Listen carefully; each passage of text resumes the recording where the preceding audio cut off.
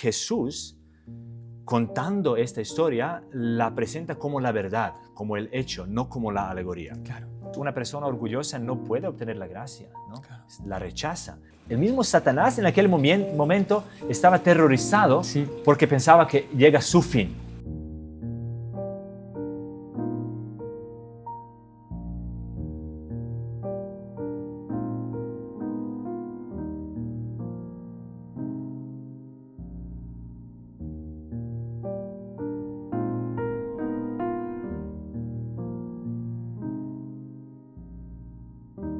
Buenas noches, estimados oyentes. Es para nosotros un placer daros de nuevo la bienvenida al podcast Cuéntame Más, un espacio en el cual nos dedicamos a un corto estudio de la Biblia por fragmentos para que te sea fácil entender qué es lo que Dios tenía para ti en ese pequeño fragmento.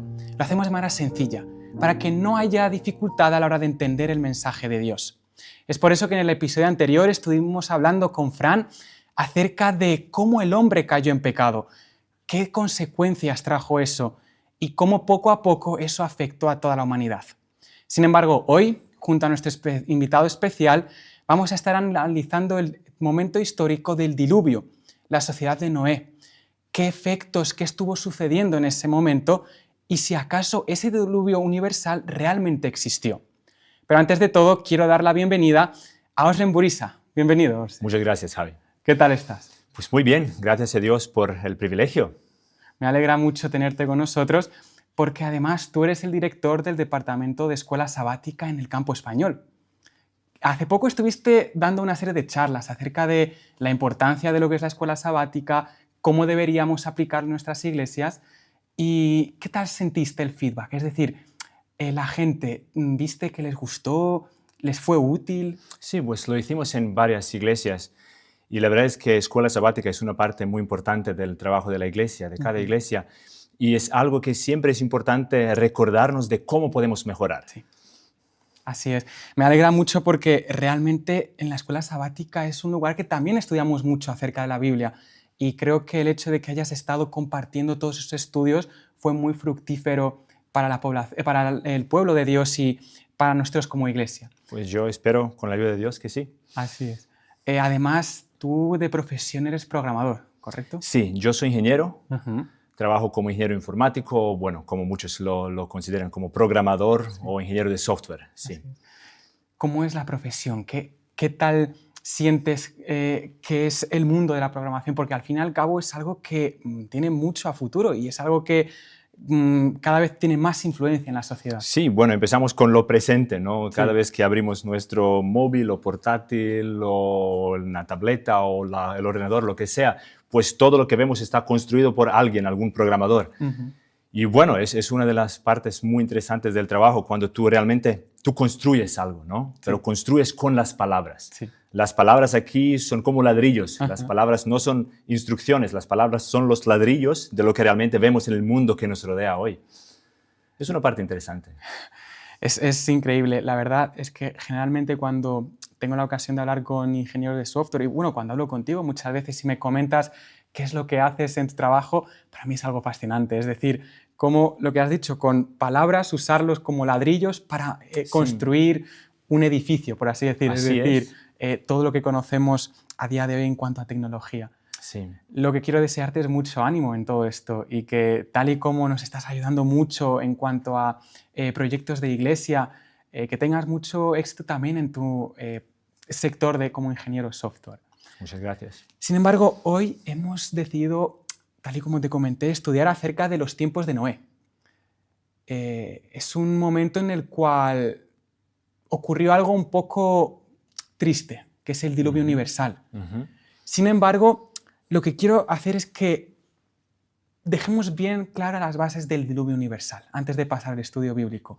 Muchas veces se nos presenta que es simplemente una historia hecha de la Biblia o simplemente es una anécdota o que no tiene una relevancia científica o real. ¿Sabes? Lo que pasa es que cuando imaginamos la historia es una historia maravillosa para los niños, ¿no? Es algo donde hay animales, hay barcos, no sé, las cosas que pasan, una lluvia muy fuerte. Y con todas esas características es una historia muy interesante para los niños. Pero lo que pasa es que muchos piensan que eso se queda solamente así, como una fábula, una alegoría, no sé, un cuento que tiene una buena lección, pero al final es solo eso, un cuento. Y pues quiero destacar al principio que nosotros lo creemos y lo tomamos muy en serio. Sí. Lo creemos como una verdad de pasado importante que pasó. Y bueno, hay varias razones por qué nosotros lo tomamos muy en serio. Y yo diría que la primera razón, no hablamos ni de la ciencia, no de lo que pasa en el mundo, ni el pasado, ni la geología, sino las palabras de Jesús, ¿no? Cuando saltamos, si te acuerdas, en Mateo 24, cuando Jesús hablaba de los últimos días, él usó la historia de Noé como un ejemplo, ¿no? Y él dijo, igual como era en los días de Noé, lo que pasaba eso, y al final pasó el diluvio. Entonces Jesús, contando esta historia, la presenta como la verdad, como el hecho, no como la alegoría. Claro. Pero bueno, eso es una parte, para nosotros fundamental. Pero luego, si vamos más allá de eso, es interesante que es una de las historias que se puede encontrar en alguna variedad, ¿no? Hay diferentes tipos de historias que hablan de lo mismo en casi todas culturas del mundo, casi todas. Yo escuché en un sitio, dice que como unos 150 relatos que al final hablan de lo mismo, que se encuentran por todo el mundo. Pero escucha, todo el mundo, hablando de los Estados Unidos, de los indios ahí, hablando de la India, ¿no? Del este, hablando de algunos pueblos y tribus en África también. No sé, Mesopotamia, obviamente, cuando hablamos de Gilgamesh, es lo más similar al relato bíblico de ese diluvio universal. Entonces, es algo que podemos encontrar en literalmente todo el mundo, que todos tienen recuerdos de algo así. Pues luego, si salimos de las mitologías y los cuentos que hablan todos los pueblos, también podemos ver la naturaleza, ¿no? Podemos ver las consecuencias. Incluso los científicos, que obviamente muchos de ellos que no creen en la Biblia, pues incluso ellos admiten que había algo, ¿no? Había algún diluvio causado por, no sé, un asteroide o lo que sea que cayó, pero al final que causó todo esto, ese desplazamiento de agua, que dejó las consecuencias. Entonces nosotros en el mundo podemos ver las pruebas y la Biblia nos da el fundamento y la explicación de dónde viene todo eso. Claro, eso está muy bien de subrayar, el hecho de que no es únicamente en la Biblia donde se menciona el hecho del diluvio, sino que el hecho de que haya tantas culturas diferentes, las cuales han ido viendo lo mismo y que tú tienes fuentes donde contrastar, remarca el hecho de que algo ha sucedido, es decir, algo ha pasado. Sí. Un detalle solo para destacar aquí es que obviamente si nosotros creemos que realmente se quedó solamente una familia después de ese diluvio, obviamente los hijos lo sabían muy bien, contaban a sus hijos, y luego muchos escribieron.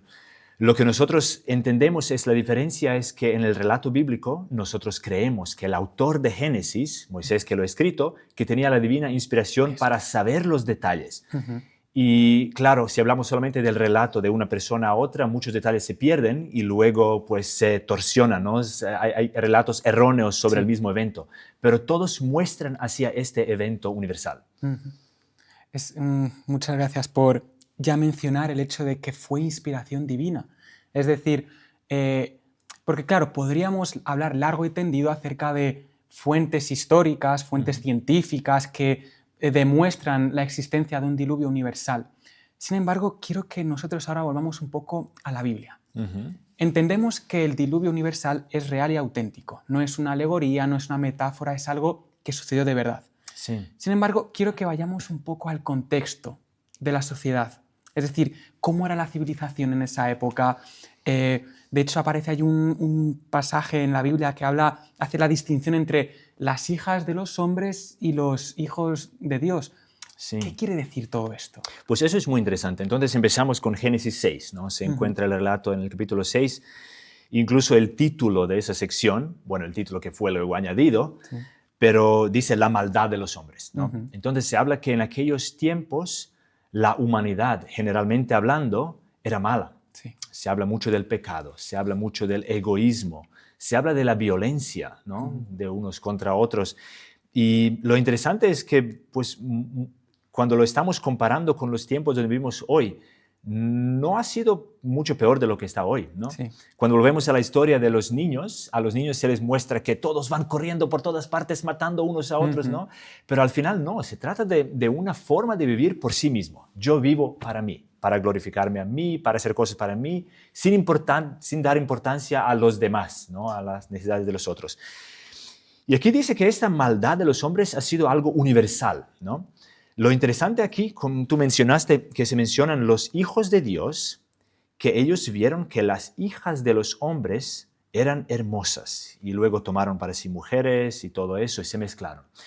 Pues hay muchas personas que interpretan esto de varias formas interesantes, por decirlo lo menos.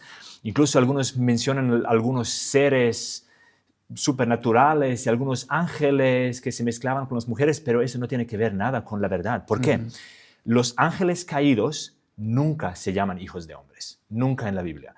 La expresión hijos de hombres se encuentra mucho en la Biblia, siempre hablando de las personas fieles a Dios. Sí.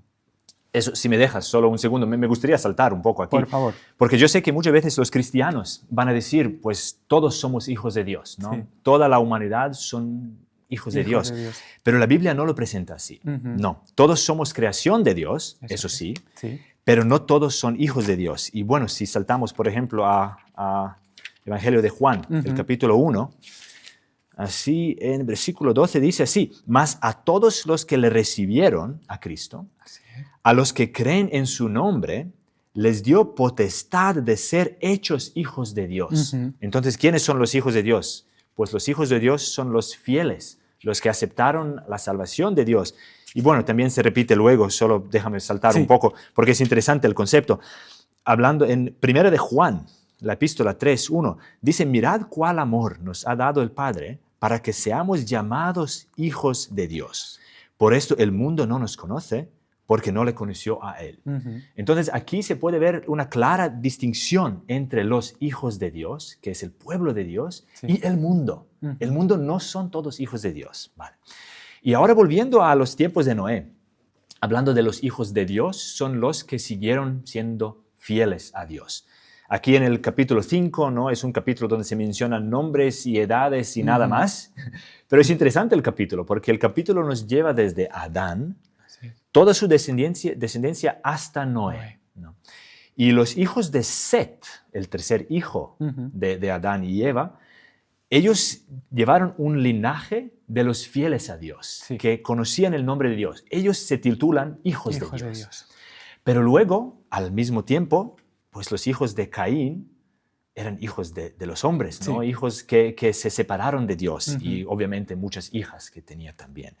Entonces aquí lo que estamos hablando, para volver a dar todo el círculo, lo que estamos hablando es que las personas fieles al final, con el casamiento con las personas y las mujeres que no eran fieles, que no tenían el conocimiento de Dios, muchos de ellos se apartaron de Dios, ¿no? Y como consecuencia dice que vino la maldad incluso a muchos de los hijos de Set. Y sí se hablan de los gigantes, ¿no? Pero en general nosotros creemos que en aquellos tiempos todos eran gigantes, ¿no? Entonces todos eran personas mucho más altas que nosotros somos hoy. Bueno, eso es un poco el contexto. Entonces hablamos de la maldad en aquellos tiempos. Sí. Allí has mencionado algo muy importante, el hecho de que hijos de Dios hace referencia a aquellos que eran fieles. Y mencionaste que eran los descendientes de Set. Sin embargo, nos podemos hacer la pregunta de cómo es posible que si Dios creó a Adán y a Eva, a pesar de haber dejado el jardín del Edén, ¿cómo es posible que el mundo se haya convertido a ser tan malo? Es decir, que haya tanta maldad. Y eso justo lo estuvimos estudiando en el episodio anterior. Con Fran nos mencionaba el hecho de que el linaje de Caín era el que estuvo destinado a estar siempre cometiendo solamente maldades, a corromper la tierra. Entonces, toda la maldad que había en la tierra era en base al hecho de que Caín, la descendencia de Caín, estaban siendo gente muy violenta, muy mala, muy llena de corrupción. Y eso poco a poco mencionaste también el hecho de que se empezaron a mezclar con los hijos de Set. Entonces, y afectó a los demás, los hijos. Caín tenía mala percepción y imagen de Dios, ¿no? Al principio lo podemos ver que él tenía esa mala imagen desde los principios. Y luego, claro, él cuando se apartó de su padre y de los que le podían haber enseñado para no mantener la fe correcta, él se separó de ellos. Sí. Y luego eso llevó a la maldad que surgió. Ujú. Hemos hablado del contexto de la sociedad, es decir, cómo era la gente, que era un mundo malvado.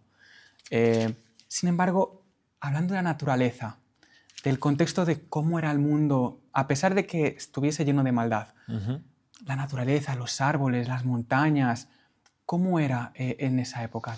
Pues la naturaleza era preciosa, era súper bonita. La naturaleza sigue siendo bonita hoy día, ¿no? A pesar de toda la maldad y lo malo que pasó. Pero en aquellos tiempos mucho más, ¿no?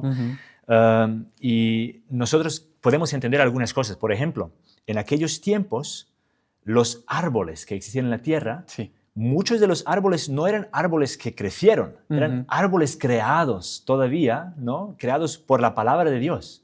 Entonces, muchas cosas eran diferentes de lo que es hoy. Hay cosas que no sabemos mucho, ¿no? Hay algunos secretos para nosotros, pero lo que se cree es que en aquellos tiempos había mucho más vegetación. Incluso la Biblia misma nos dice, ¿no? Si volvemos un poco al capítulo 2, dice que en aquellos tiempos no caía lluvia. Eso es un detalle muy interesante y creo que eso nos va a llevar un poco al tema. Dice que no había hecho llover sobre la tierra todavía, sino que subía de la tierra un vapor, ¿no? El que regaba toda la faz de la tierra. Entonces hablamos de rocío. Del rocío. Del rocío. Hablamos que en aquellos tiempos el clima era mucho más suave que hoy. El clima de todo el mundo, no había como diferencias bruscas, como desiertos y no sé, sitios muy fríos, sitios muy secos y todo eso, todo era mucho más equilibrado. Se supone, ¿no? Se entiende que incluso había como alguna capa, ¿no? Capa de agua que aislaba la tierra para poder mantener ese equilibrio, para no tener tan bruscas diferencias del frío y el calor y todo eso, ¿no? Y esa agua es muy importante, luego vamos a llegar a esa agua aquí. Entonces la tierra era diferente, la tierra era muy fructífera, era muy rica, muy verde, ¿no? Todo lo que, incluso hoy día cuando hablamos de petróleo, ¿no? De lo que se encuentra, y bueno, se habla que eso viene de la vegetación de millones y millones de años anteriormente. Nosotros creemos que eso viene de esa vegetación, pero de esa vegetación rica, de los tiempos cuando había mucho oxígeno, cuando todo era mucho más rico y mucho más verde. Sí es. De hecho, remarcando un poco lo que comentaste de la naturaleza, la vegetación, dice que estas montañas escarbadas que tenemos a día de hoy, que son como acantilados así, o las montañas, los picos de montañas que son totalmente vacíos, solamente roca, habla de que eran recubiertos por vegetación, era todo como una especie de alfombra verde. Entonces, eso describe un paraíso prácticamente, es decir, y el hecho de que no haga falta esos cambios de temperatura tan bruscos, que siempre era un clima como primaveral, agradable. Eso. Es algo maravilloso. Y bueno, y por eso, entonces, como consecuencia de eso, por la falta de esas diferencias de temperatura, no había lluvia de la misma forma. Entonces, hablamos de la gente, saltando un poco hacia adelante, ¿no? Pero hablamos de la generación que no entendía el concepto de que gota de agua puede caer desde el cielo, ¿no? Claro. Eso es interesante. Y ahora cuando vamos a llegar a la profecía y lo que ellos escucharon, realmente era muy difícil para ellos entender. Entonces, una vez que tenemos entendido el concepto tanto de cómo era la sociedad en esa época, cómo era la naturaleza, Dios toma una decisión. Sin embargo, ¿fue para él un gusto hacer esta decisión? Si quieres, antes coméntanos un poco cuál fue su decisión y cuál era la actitud que tuvo Dios al tomar esta decisión. Pues dice que viendo, eso es la introducción, que viendo Dios lo que pasó y cómo era todo el pensamiento de los hombres, la maldad, que Jehová vio esa maldad de los hombres, ¿no? Que era mucha en la tierra y al final que todos los pensamientos eran solamente el mal. Dice que él se arrepintió de haber hecho hombre en la tierra. Entonces llegamos a un punto donde él está mirando su propia creación, pero él puede ver cómo con la influencia del enemigo, cómo se corrompió esa creación. Y él se arrepiente.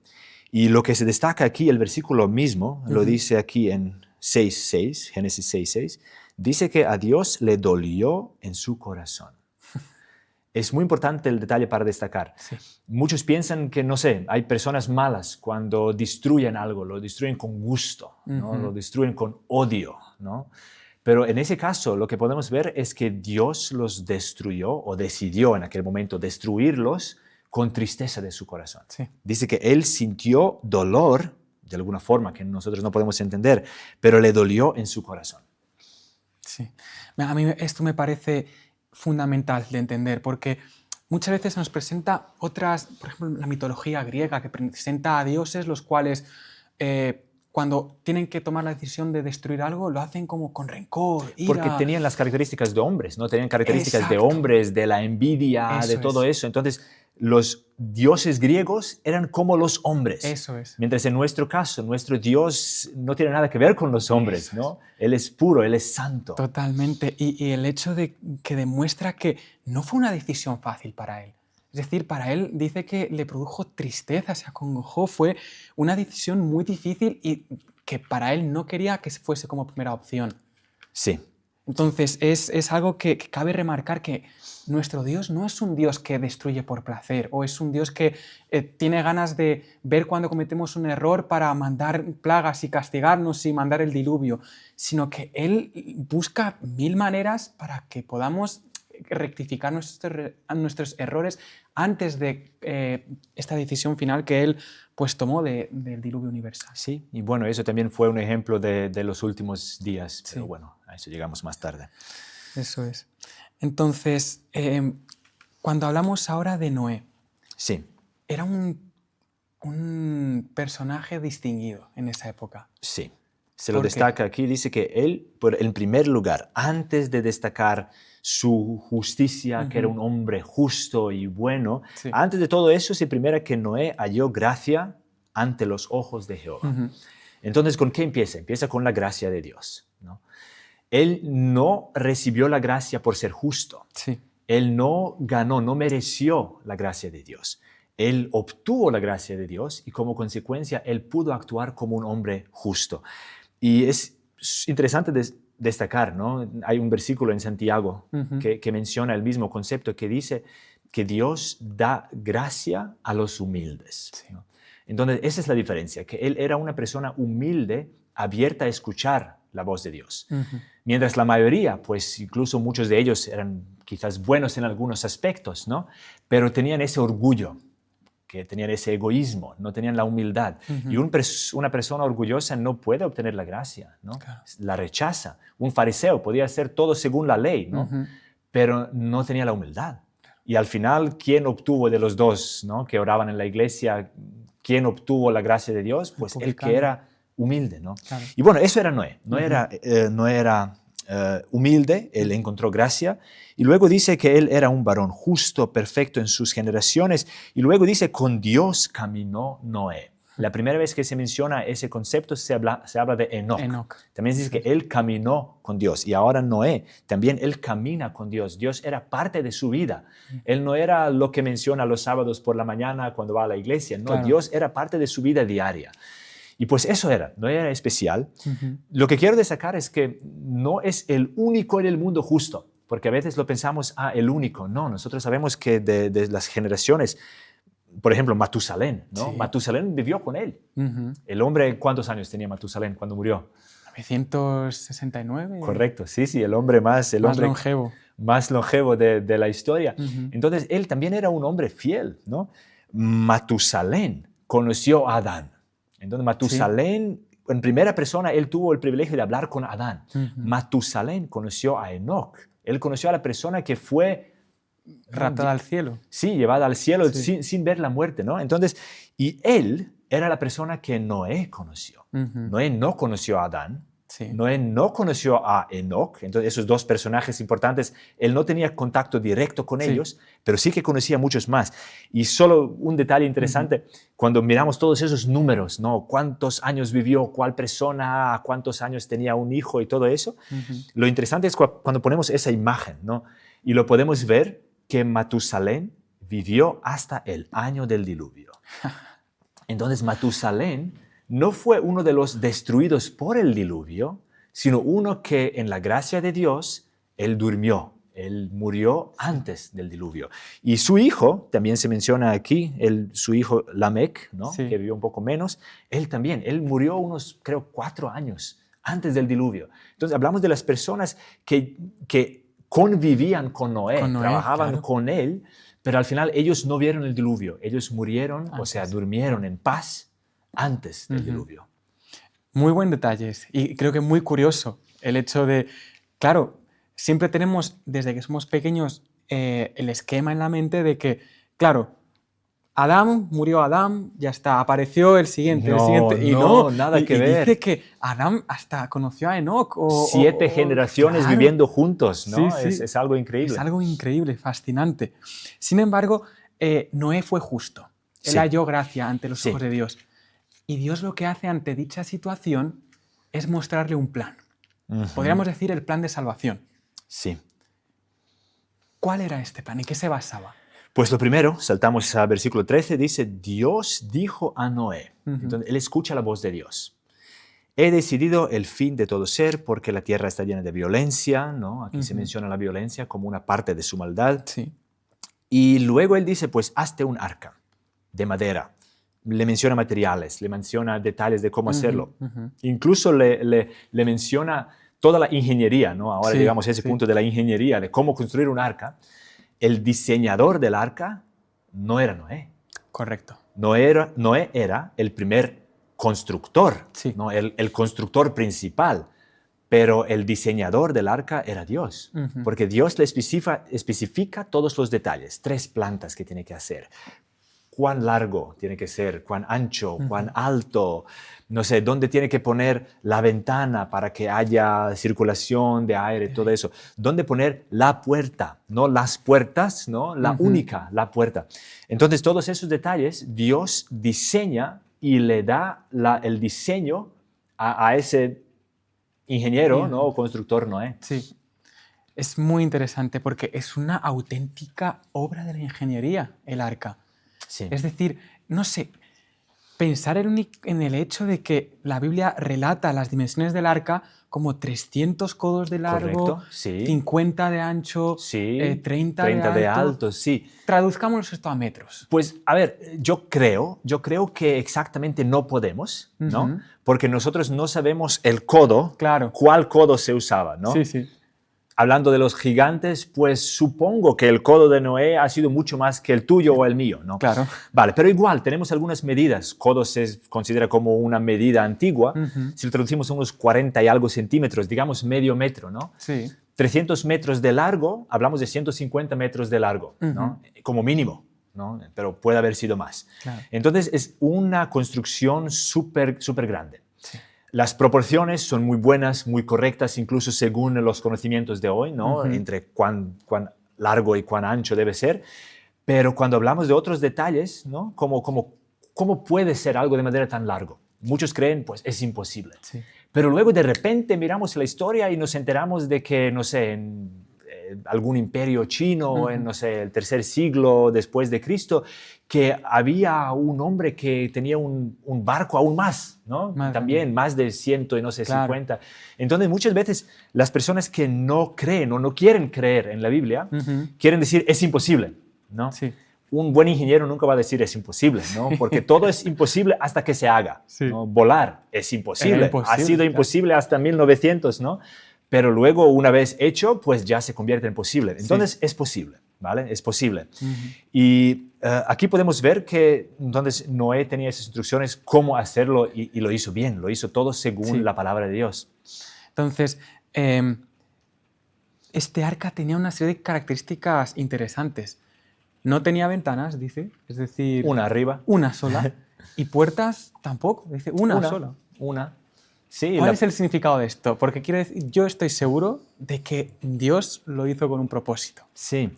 Bueno, especialmente cuando hablamos de la puerta, es interesante. Sí. La puerta fue hecha tan grande que Noé solo no podía cerrarla, ¿no? Que cuando, bueno, nos saltamos un poco en la historia, pero cuando ya habían entrado todos, ¿no?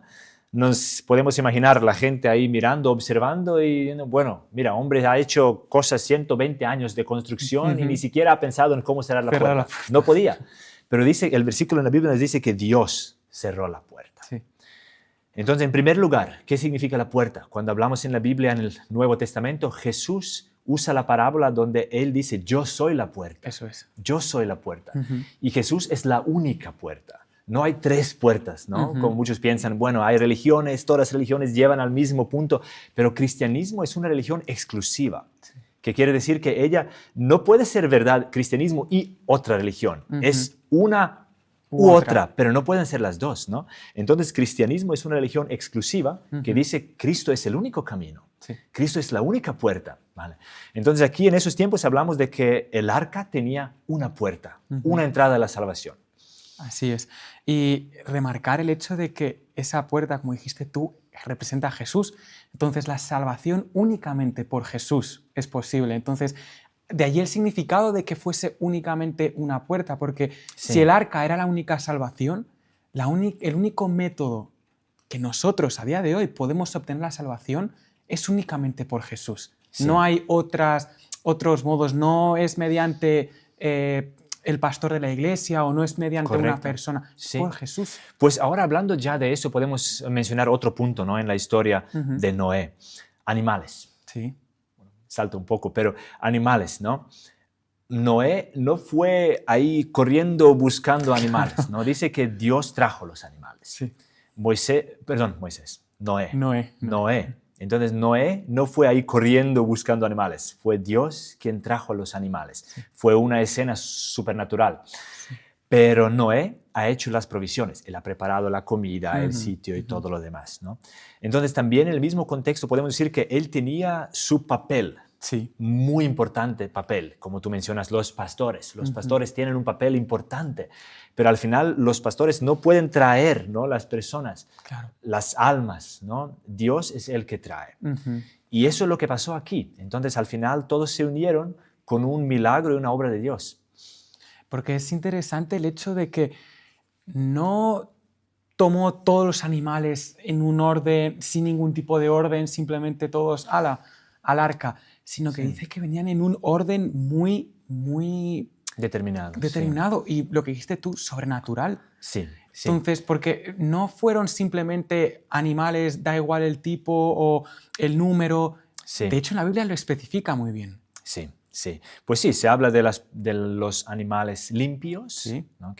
Se hablaba del número 7, y hablando de animales inmundas, que era solo pareja. Siempre pareja, ¿no? Macho y hembra, para que luego puedan reproducirse. Eso es importante. Pero entonces eso todo pasó. Un detalle solo para volver antes. La entrada de los animales, ha sido una señal tremenda para los observadores de fuera, ¿no? Porque hasta aquel momento Noé predicaba.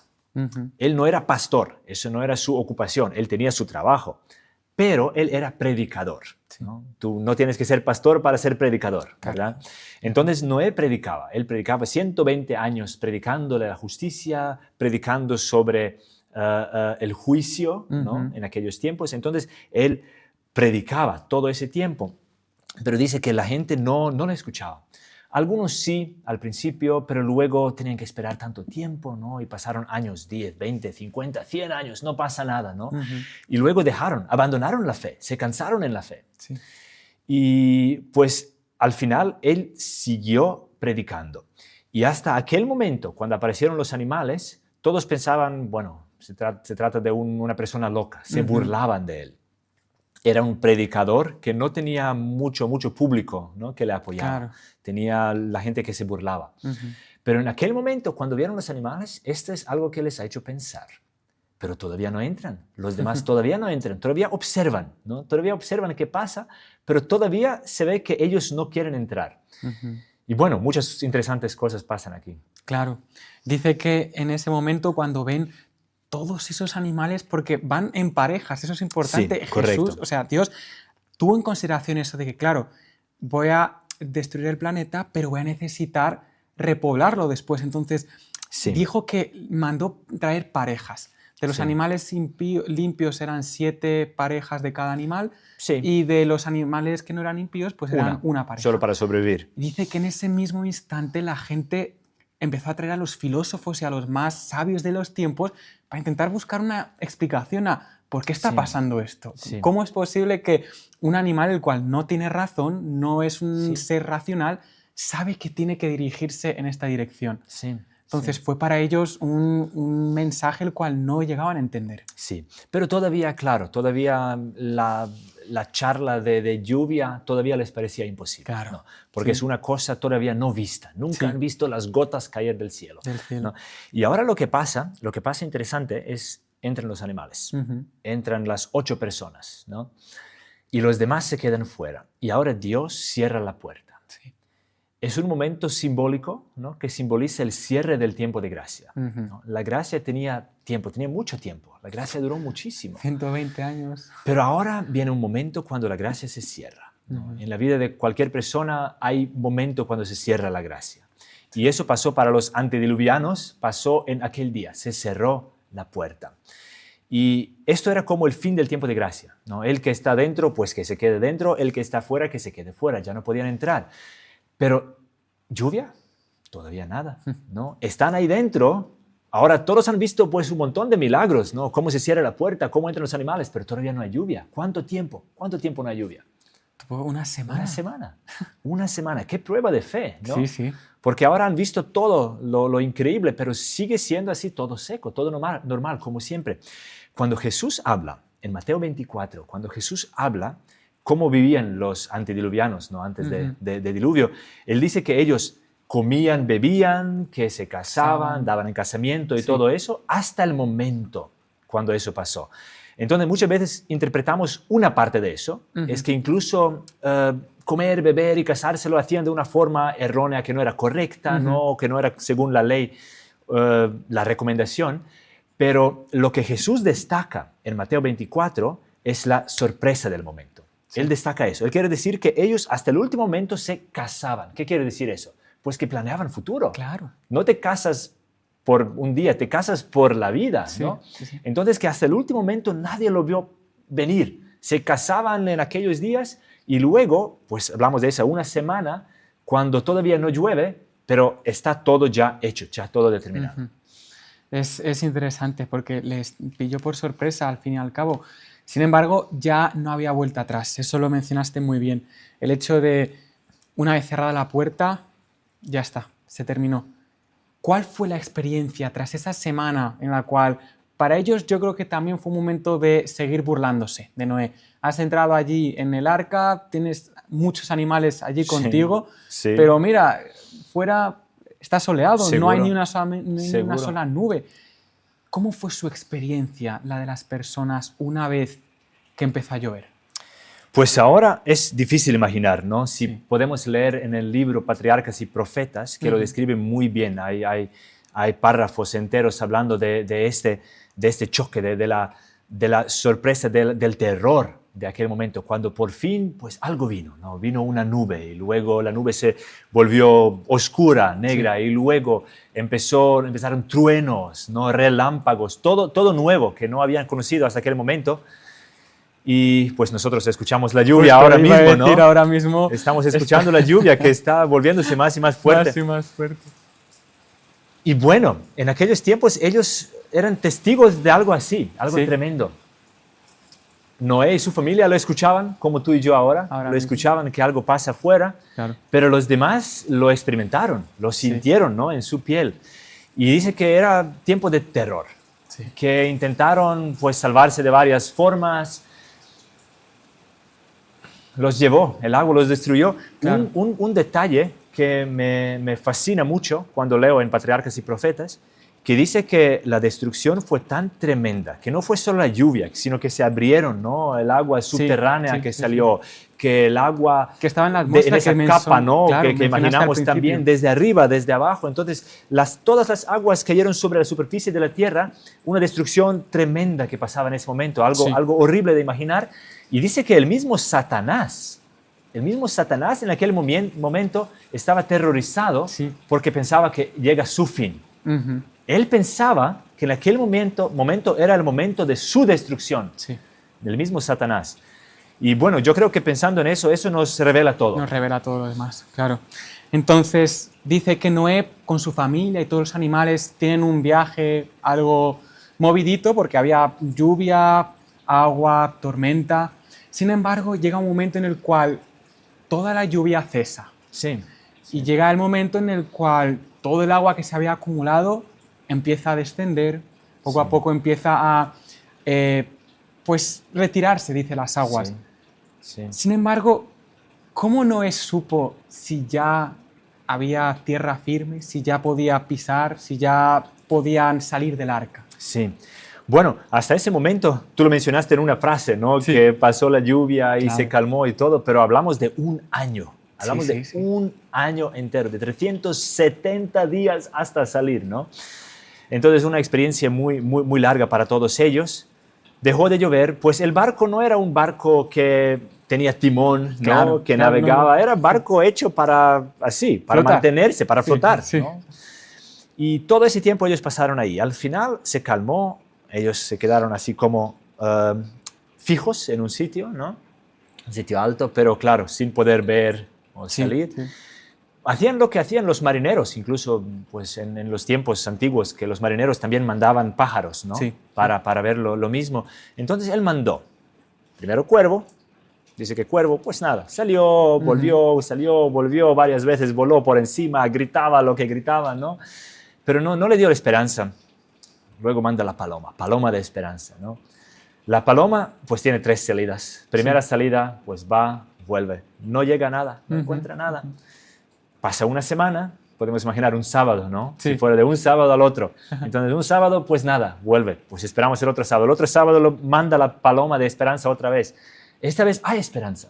Esa paloma vuelve con algo, ¿no? Sí. ¿Con qué vuelve? Un racimo de olivo. Sí, de olivo, correcto. Sí, entonces vuelve con olivo y bueno, eso ya puede ver que algo está brotando, Sí. ¿no? Ya no está todo destruido, eso no es de antes del diluvio, eso es Claro. algo nuevo después del diluvio. Y por fin la manda y ya no vuelve, entonces encuentra su sitio fijo y pues abren la puerta y salen. Y salen. Es interesante que, al igual que cuando cerraron la puerta fue Dios, dice que a la salida igual, que Él era el que dijo, ya podéis salir. Entonces, lo importante de toda esta experiencia es que a pesar de todo ese tiempo tan largo que ellos pasaron en ese barco, el cual no tenían un timón, como mencionaste, dice Sí. que habían momentos en los cuales la familia de Noé les flaqueaba un poco la esperanza, la fe, de decir, ¿y si Dios se ha olvidado de nosotros? ¿Si vamos a estar aquí hasta cuándo? Pero dice que Noé en ningún momento flaqueó, dijo que él Sí. estuvo convencido de que Dios Sí. iba a obrar. Sí, es interesante. Entonces, al principio ellos tenían que tener fe, Sí. mantener fe todo ese tiempo. Sí. Pero como antes, así también después. Después. Dice que entonces habló Dios a Noé. Hablamos en capítulo 8, versículo 15, ¿no? Ujú. Ahora habló Dios a Noé diciendo, sal del arca tú y tu mujer y tus Sí. hijos y las mujeres de tus hijos contigo. Entonces, ahora Dios está hablando a Noé. Otra vez tiene la seguridad Ujú. de la palabra de Dios. Pero hasta aquel momento, él también se quedó en recuerdos y en fe. Sí. No se quedó cada día conversando con Dios, escuchando, preguntando cuántos días, contando hacia atrás. Ah, vale, faltan unas 3 semanas. No, él se quedó con fe todo ese tiempo, hasta el último momento cuando dice que otra vez Dios le habló. Ujú. Y como paréntesis, justo antes de que abriesen la puerta, dice que el arca se posa sobre un monte. Sí, Y creo que es importante mencionar, porque dice que es el monte Ararat. sí, Y es un monte que a día de hoy existe. Dice que se localiza en la zona de Turquía. sí, Y me pareció curioso que hace poco leí un artículo de que hay algo allí que los científicos no tienen una explicación a qué puede deberse esos restos que dicen que es de madera carbonizada, ya, es decir, ya Sí, fosilizada esa madera.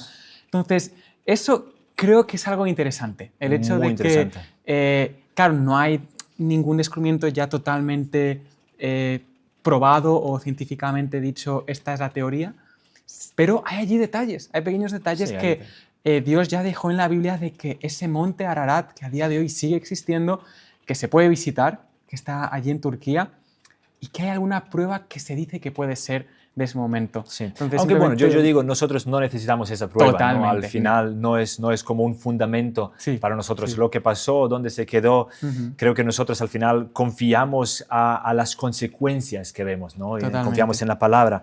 Pero es curioso, seguramente hay muchas Sí. curiosidades sobre eso.